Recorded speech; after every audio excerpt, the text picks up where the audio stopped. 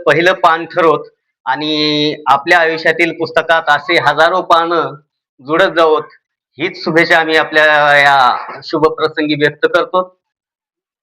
असे अनेक सत्कार आम्हाला आपले बघायला भेटोत अशी इच्छा व्यक्त करतो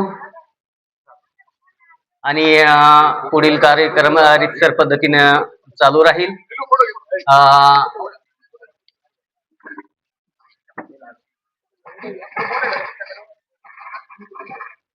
यानंतर